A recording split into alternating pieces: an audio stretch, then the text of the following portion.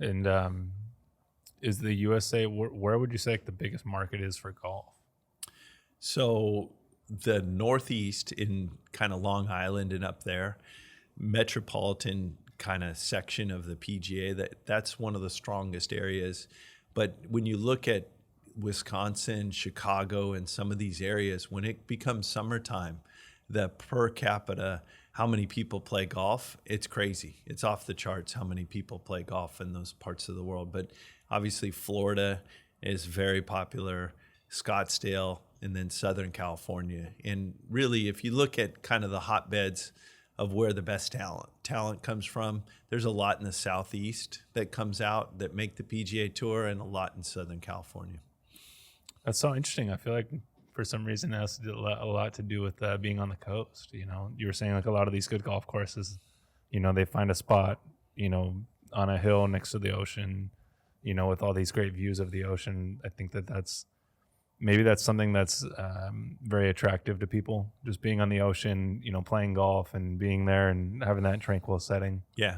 But if you look at Long Island, because it is an island, there's all those Shinnecock National. Those are two of the top 5 or 7 courses in the United States. Wow. They're right on a sound, you know, so it's not technically crashing waves, but it's on the water. Yeah. You know, so, you know, you got rivers and streams and lakes and all that kind of stuff. And usually, you know, water's a great attraction because it also plays into the difficulty of a golf course. You know, I'm sure you know obviously a lot more than the average person in terms of, you know, what golf courses are out there and stuff. You know, it sounds like you've done a lot of research on, you know, the best courses and stuff. What would you say like the top few courses there are in the whole world to play? So I would say I would agree with Pine Valley in New Jersey as the number 1 course in the world. Wow. I've been there 4 times and spent the night and spent a couple of days there. It's between Philadelphia and Atlantic City, and it's a really crazy story. But there was a banker that was a member at one of the Philadelphia clubs, and when they were taking the train, as they were going through there, he said, "Man, this would be an incredible area to build a golf course," because it was kind of a sandy, wooded area. And they started building the golf course, and he actually passed away before it was completed.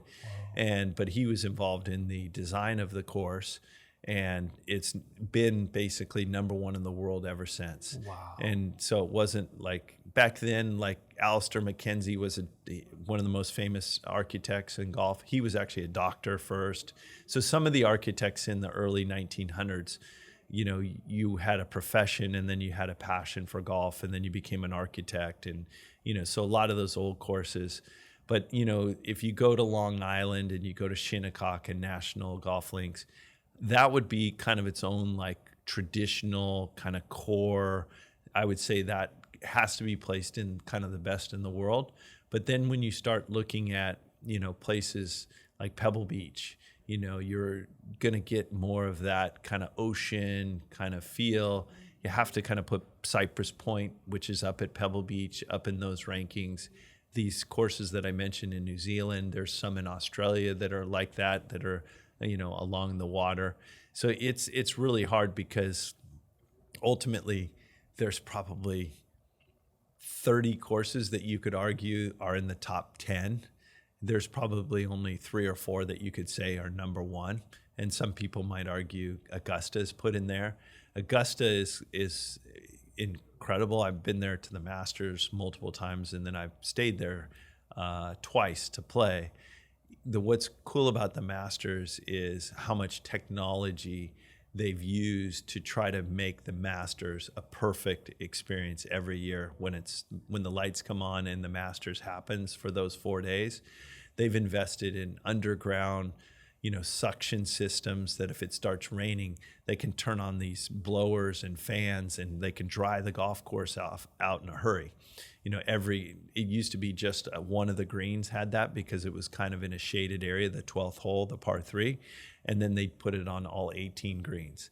And then after that, they put it under every fairway. So the whole entire golf course has basically a suction system in case it rains. And the way they can control the firmness of the ground so they can control how the course plays during the tournament is unbelievable that they've spent that kind of money just for one event for 4 days a year. Yeah, I mean, well, I guess it causes you to think how much they're really making, you know. I've heard it's like $1 billion a year. That's what I've heard. But You said that they only do it 4 days a year? Yeah. Wow. They have practice rounds. Okay. And, you can pay if you can get a ticket to go to practice rounds. But their merchandise, it's not a tent, it's a building. The main one is probably, it's probably 50,000 square feet or something like that. Wow. And you get in a line and you stand in the line and you go through and you buy all your stuff, and then you come out and there's a FedEx store right there and you ship all your stuff. It's the most organized event you've ever been to. There's bleachers, permanent bleachers on the driving range. The driving range that they warm up at, they made just for the Masters. The members don't even use it during the year. Wow. It's just for the tournament. There's a separate range that the members warm up at. And that's where the media center is. That's where the caddies have their own facilities. And now they've actually put tunnels under everything, which is the craziest part, because now all the people that are like on TV, they don't have to get in a cart and then go through all the fans. So everybody can say, hey, Nick Faldo, whatever. He goes in a tunnel underneath and then pops up in the clubhouse for another, deal on TV like we are. Wow. So it's like they've got tunnels. And It's amazing. It's nuts to see it, because I've been there. First time I was there was probably 15 years ago, and to see it then and see it now, how much money they've invested to just have this event be this, better than the Super Bowl. It's incredible. So is that something that only the PGA could put on at the Masters, or could Live Golf do a tournament there? So Augusta, the four majors, this is what's crazy about the PGA Tour. The PGA Tour doesn't own any of the majors. Okay. The first major, Augusta, the Masters, is owned by the actual country club. The 250 members, they own that tournament. They own the rights to it. It started out as an invitational, and they control everything. They control who gets invited. They control, everything. The second one used to be, it's now the PGA Championship. That's owned by myself and 28,000 PGA professionals. So we're a separate organization from the PGA Tour. All these golf pros that run all these golf courses, we formed our own organization 70 years ago called the PGA of America. You said 7 years ago? 70 years ago. Oh, 70. Yeah. Okay. So we own the PGA Championship. That's our largest piece of revenue. Wow. For our organization. We own the Ryder Cup when it's in the U.S., and we own the PGA Championship. So all that revenue goes to our PGA of America. Then the next one is the U.S. Open. And the U.S. Open is owned by the USGA. And that's the governing body that kind of manages your handicap, and they manage all this stuff. They also put on like the U.S. Amateur. They put on all these events, and they use the men's U.S. Open as their main source of income to supplement all these other programs to grow the game of golf and all that. And then the last one is the British Open. It's not really called the British Open, it's called the Open. And that one is owned by the R&A, which is the Royal and Ancient, which is headquartered right there at St. Andrews. And they own that event. And so the four majors basically have to decide whether or not they're going to let the live guys play in it. And the PGA Tour obviously doesn't want to let the live guys play because they're mad at them because they all broke away. But ultimately, it's going to be up to those four majors to decide, do we want to let Phil Mickelson play in the Masters? Do we want to let him play in the U.S. Open? And certain guys like Phil Mickelson, because they recently won a major championship, even if their world ranking dips, they are exempt for like 5 to 10 years to play in those events. And like Cameron Smith, he just won the Open, and then he defected 2 weeks later and went to live. Is he going to play in the British Open next year? We don't know yet. So we'll find out. Okay, so just so I understand, so like the Masters, you were saying they basically put on their own tournament with PGA Tour players. Correct. Okay. So they invite them.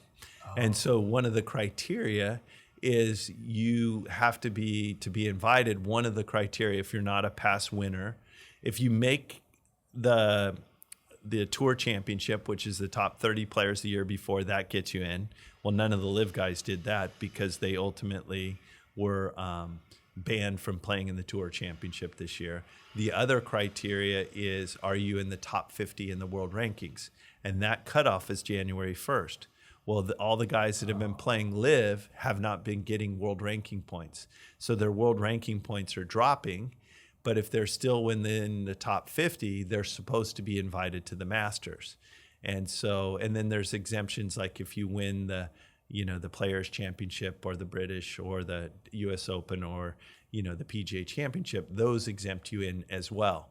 And so a lot of this is going to go down in probably, the next few months. I don't think they're going to wait till the last minute, but ultimately there's probably going to be some more litigation, and stuff like that. And we'll see what happens.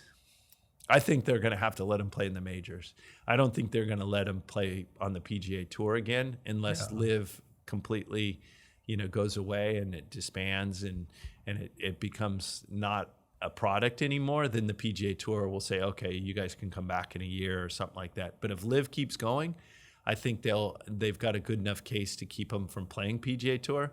But they shouldn't ban these guys from playing in the majors. Yeah. As Padraig Harrington said it about a week ago, we want to see the best players in the world play in the majors. Do we not want to see Dustin Johnson in a major? Yeah. Everybody wants to see him, because he's one of the best players in the world.